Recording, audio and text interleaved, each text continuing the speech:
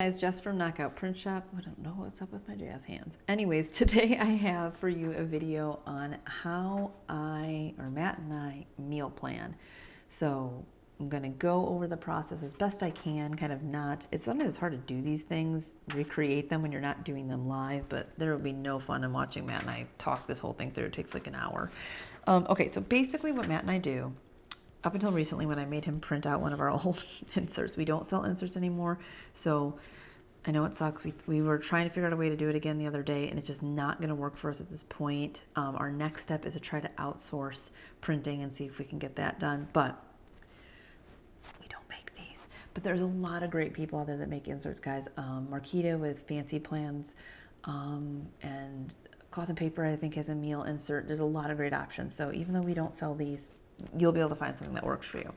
Okay, so literally up until the other day when I was like, hey Matt, print me one of our old ones, I've literally been using, no joke, this piece of paper, or just a blank piece of paper, really not pretty, drawing out a calendar and then essentially having like a lunch and dinner section. So this, no joke, was legitimate this week's meal plan, and this was last week's. So basically what we do is we stand in the kitchen with this blank little paper that I have, and we start to go, okay, do we have any meals or things already that leftovers that we need to eat? That's the first thing we do.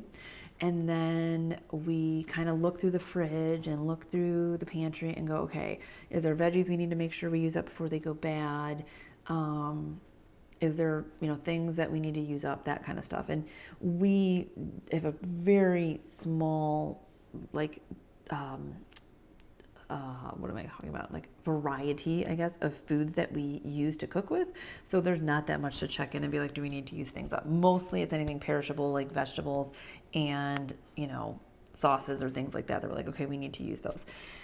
So we kind of look at that and then we see where we're at. We do buy our meat in bulk from the local farm. We'll buy like a quarter of a cow or like 50 pounds of ground beef at one time, things like that. So we always have a bulk amount of meat to plan our meals around.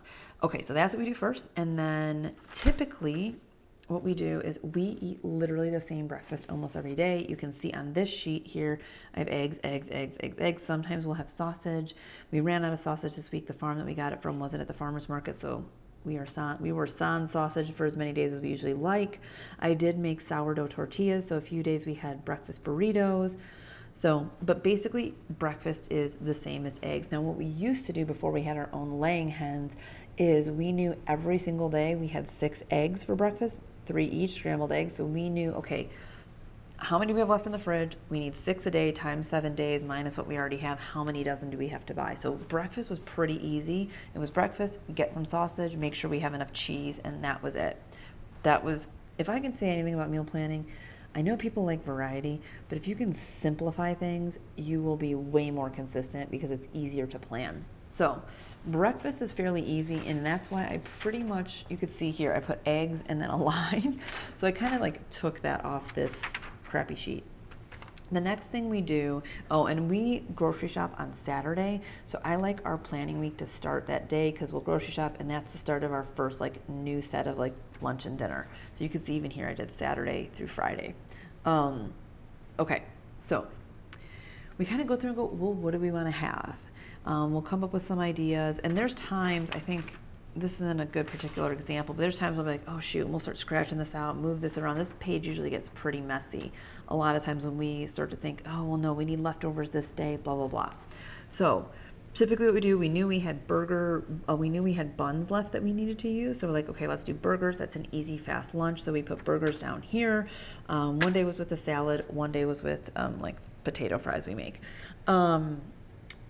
And then we just start going through. Matt always wants to have like a steak at least once a week, so we decide that then. And usually we only have steak. So how we basically plan our meals is we know ideally we like to have a dinner that turns into leftovers for lunch. That makes our life super easy. We don't eat a lot of sandwiches. We don't eat out. So we need to simplify our lives to have whatever meal was for dinner that gives us enough for lunch, or we double it so we have enough for lunch. So we know times that we're not doing that, like steak doesn't give us leftovers. So we know that we need to have something simple for lunch that next day, which is burgers. That's easy. Throw burgers on the stove.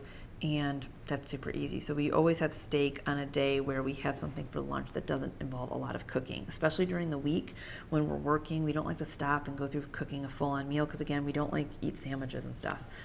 So then we go through, okay, steak, we know there. Stuffed peppers, we hadn't had those in a while. We wanted to have those, so we have stuffed peppers, and we knew that would make leftovers for the next day. And you'll see like LO for leftovers.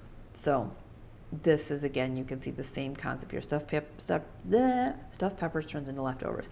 Then we decide, oh, okay, we liked having this. And a lot of times we'll reference the week before and go, oh yeah, that we liked having that, let's do that again. And again, our menu's not very vast, and we repeat a lot of things. We go through phases with things, or we'll have something a lot and then we'll switch it and get tired of it. But a lot of times the menu, for at least for a couple weeks, will repeat itself. So homestead pie, that gives us one leftover. And then we're like, okay, let's do a roast in the crock pot. That gives us 3 meals, a dinner, and 2 lunches. And then again, when we have a meal that gives us enough lunches, then we'll throw in a meal like our homemade pizza. Pizza doesn't usually give us leftovers. It may on this day because we're going to have a big salad with it, so we might end up being able to bump this. So you have that. We have a meal called Korean beef, and we usually double this so that we can get another lunch out of it. We usually only go out once a week, so that's like a Friday night, a Saturday, one night on the weekend, or a lunch on the weekend. So that's planned there, and that's good because Korean beef will give us lunch, so then we can go into Saturday, because we'll have eaten out on Friday night, so we won't have leftovers for Saturday's lunch, but we will from Thursday's lunch. And then I'm going to make some egg salad because we have 5 quadrillion eggs from our laying hens, so we need to use up our eggs. And that's kind of one of the sandwiches we will eat, is eggs and homemade mayo and stuff like that. So that is the process that we go through. What do we need to get rid of that's going to, go bad? What left do we have? Extra buns, any products, again, that are perishable that we need to use up. Make sure that we're picking meals for dinner that give us leftovers. In relation to that, plan any of the one-offs that don't give us leftovers, like pizza and steak, and plan that around our one night out. And that's the beginning of the meal plan. And typically, until again, I had him print that out for me, this sits on a little like clippy thing on our top of our fridge, or we'll like magnet it to the fridge, but again, it's not very pretty to look at. So, and then both of us can reference this. We also have to, because of the nature of how our kitchen and our meals run, we also have to make certain notes about things, because most of, like 99% of what we make is homemade. So that means we don't eat any store-bought salad dressings, we don't eat store-bought mayo, we don't really buy store-bought bread. So we have to make sure, as we're planning these meals, we also plan when to prepare the other parts of that meal. So for example, pizza. We make pizza. I make a sourdough pizza dough, and we make our sauce from scratch, all of that. So it sounds way more complicated than it is. The sauce from scratch is super freaking easy. But I know our pizza, I have made a bunch of pizza doughs ahead of time that are in the freezer. So I have to know, you'll see right, I don't know if you can read this, but it says takeout pizza. So I need to know, if we're going to have this on Wednesday night, I need that reminder to take out the pizza dough out of the freezer and put it in the fridge so it's thawed and I can roll it out. So what I do in my planner too is I'll like highlight here, like take out pizza.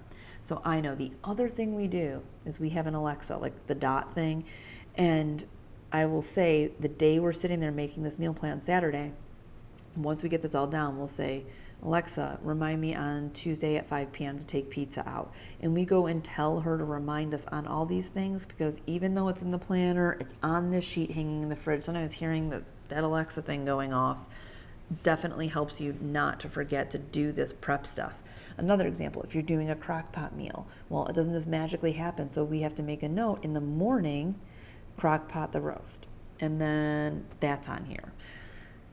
The other thing is, we a lot of times will have like biscuits, like buttermilk biscuits from scratch with our breakfast. Well, that involves me making the buttermilk and making the biscuits. Again, 2 things that sound really complicated that are not. All I have to do is slightly warm up milk, sprinkle the culture in there, stir it up, leave it on the counter for a day, put it in the fridge. But I have to remember to do that, otherwise we won't have buttermilk to make the biscuits. So I put in here, make buttermilk. That's going to be on Tuesday night. put the buttermilk in the fridge Wednesday night, and then I can make the biscuits Thursday morning. So these things seem complicated when you start to make things from scratch, and we did not do this from the beginning. In the beginning, we maybe had one thing on there, crock pot roast, and everything else was like normal, traditional, kind of like going to the grocery store, buying all these supplies. Then maybe when I got into sourdough, if we were going to have a sandwich, I always knew, okay, well, ahead of time, I need to feed my starter and make bread, blah, blah, blah, blah.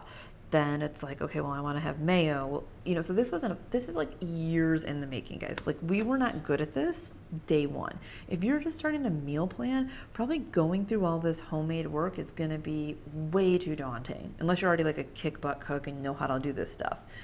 So I would say if you're starting out, just focus on the meal plan. Do the best you can. Get in a routine with the meal plan first, and then you can start improving the quality of the food, going with more homemade and less processed stuff.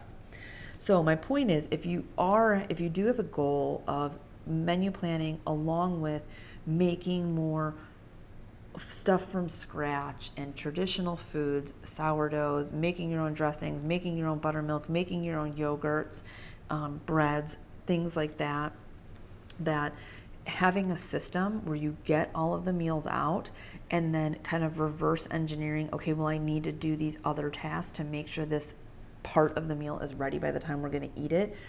This is like a great way to go. Get it down, make the notes of the prep stuff. If you don't keep your menu planner in your planner, like in your weekly planner, like let's say this is in your kitchen like it is for Matt and I, you may want to also transfer some of the tasks that are your duty into your weekly spread. Like I have hard boil the eggs, make the mayo. I did start the roast, but Matt's in charge of that. The buttermilk is me, bread is me. So he and I have our roles in this food prep situation. And then if you have an Alexa or one of those things that tells you reminders, maybe you have it come on your phone or your Apple Watch or something like that. But Matt and I work from home, so when we hear Alexa say, start crock pot or take out pizza dough, it's like, okay, get up from what I'm doing and go do it. Versus like being in the middle of work and being like, oh, dang it, I didn't do that. So leverage technology to your advantage when you can. Anyways, from here, I didn't do it for this particular week because I'm kind of showing you after the fact how this goes, but what we would have done is gone through this whole process and then flipped this over and went through and made our grocery list. And I haven't been using this, I'm not gonna lie, I've been using my phone, just the note section on my phone.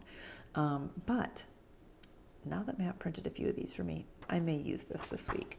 So I just wanted to make it look a little prettier for you guys. So that's basically how I meal plan every week. This is and we meal plan, got the little sticker there every single Saturday morning. We plan out our meals, do this, make our list, go pick up our raw milk at the farmer's market, hit the farmer's markets first to get as much as we can, and then go to the traditional grocery store and get the rest of the stuff we need.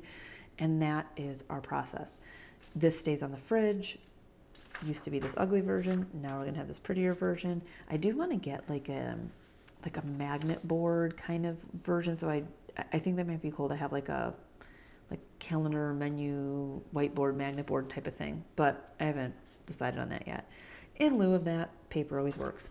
Okay, guys, so that's pretty much how we do our menu planning and meal planning. Again, if you are just starting out with this process, I highly recommend you start small. I wouldn't even say you need to do all 3 meals a day. This can be pretty daunting. Maybe you start with just dinner, and then you work on that. And that's how we started. We, kind of breakfast has always been on autopilot. It's changed over the years. This has been kind of our go-to, eggs and sausage, like every single day for the past couple of years. But before that, it was different. My lifestyle was different with the gym, and I had to eat different things, kind of pre-cook some things. But start with dinner. Get good at doing your dinners. And then I would say move on to lunch. Lunch took us a few years to get. We were often just defaulting to like ordering Jimmy John's or skipping it altogether or eating just chips and salsa and stuff like that. So it took us a while to get better at bulking up our dinners to make leftovers or, stopping what we're doing and making our lunch and really committing to the fact that even if we don't feel like it, we need to eat it. Because it's so easy to be like, I don't feel like eating this today. I'm going to go grab food, or I'm just going to skip lunch, things like that. again, we're not perfect. Sometimes we do skip lunch. We don't usually go grab things because we are in the country and we don't live very close to anything that we'd want to eat. But so it is a process. It takes some time to master, and start small. And then if your long-term goal is to get to the point where you are doing more and more traditional, homemade, from scratch cooking, again, implementing a process where you put these little reminders out to yourself for the parts of your meal you're going to need and ahead of time is key. Okay. Hopefully that was helpful to you guys. Let me know how you meal plan. Do you have any questions about how I meal plan? Any questions about the type of foods that we eat or how I do certain things? Let me know. Again, we don't sell inserts at this point. We have kind of exhausted options outside of outsourcing them. So I apologize for showing you something that you may be interested in that we don't sell. But check out places like, again, Cloth and Paper, Marquita's Shop, Fancy Plans Co. I know people really like 8 Lotus. I don't know if she makes menu planners, but there's stuff out there. So there's lots of good shops to hit for that. All right, guys, that's all I got for you today. Let me know if you have any questions, and I will see you in the next one.